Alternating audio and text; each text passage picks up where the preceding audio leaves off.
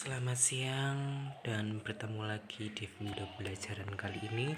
Saya akan bahas tentang daerah dalam kerangka NKRI.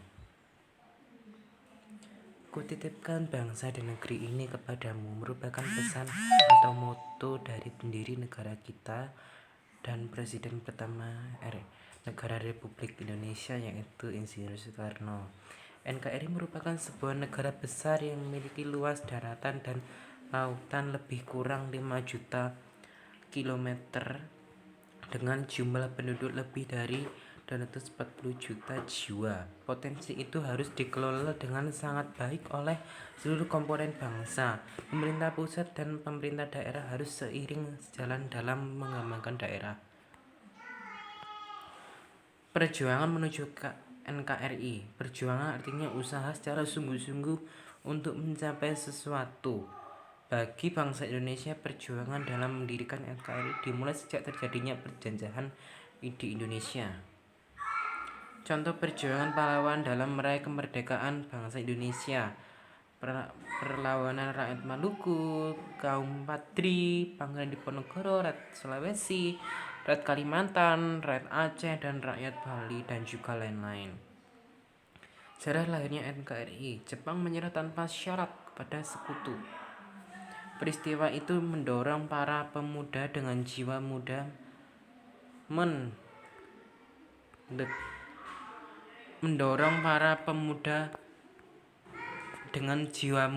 mendesak golongan tua untuk memproklamasikan kemerdekaan Indonesia. Peristiwa Rengas Dengklok itu. Teks proklamasi di tulisan tangan Soekarno ini ya. Tulisannya zaman dulu menggunakan ini. Nah, ini dia. Nah, ini bisa dilihat.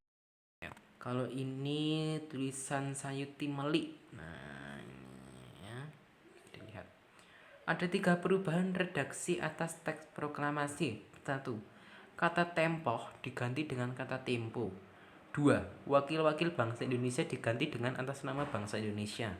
Cara menuliskan tanggal Jakarta 17 Agustus Petima diganti menjadi Jakarta hari 17 Boelan 8 Tahun 5. Nah, itu perhatikan. Pada hari Jumat tanggal 17 Agustus 1945 pukul 10 pagi di depan rumah Insinyur Soekarno, Jalan Pegangsaan Timur 56 Jakarta, Insinyur Soekarno dan Dr. Andes Muhammad Hatta membacakan teks proklamasi dengan disaksikan lebih kurang 1.000 orang. Wow. Setelah teks proklamasi dibacakan, dikibarkanlah sangsaka merah putih oleh Suhud dan Latif Hendra Diningrat, dan secara spontan peserta menyanyikan lagu Indonesia Raya. Teks proklamasi disusun keadaan genting dan mendesak, tetapi bukan berarti teks proklamasi ini tidak memiliki legalitas dan makna mendalam. Itu salah.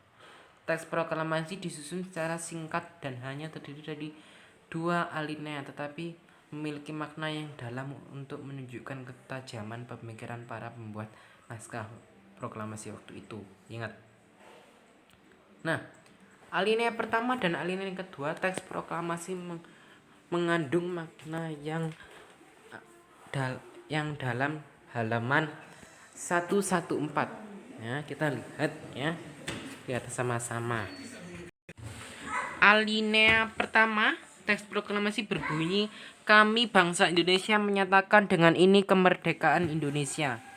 Hal itu mengandung makna bahwa kemerdekaan bangsa Indonesia telah dinyatakan dan diumumkan bahwa kepada dunia. Nah, itu. Maaf. Alinea kedua berbunyi, hal-hal yang mengenai pemindahan kekuasaan dan lain-lain diselenggarakan dengan sesama dan dalam tempo sesingkat-singkatnya ya.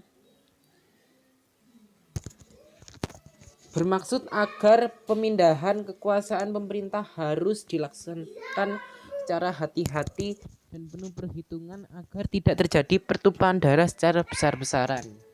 Proklamasi kemerdekaan bagi bangsa Indonesia juga memiliki makna yang dapat kita telaah dari berbagai aspek, yaitu aspek hukum, aspek historis, aspek sosiologis, aspek kultural, aspek politis, dan aspek spiritual.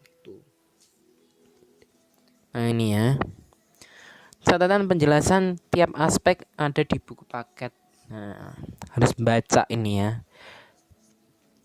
Ya, sekian video tadi. Terima kasih sudah menyaksikan video tadi dari awal sampai akhir. Terima kasih, selamat siang, Tuhan Yesus memberkati.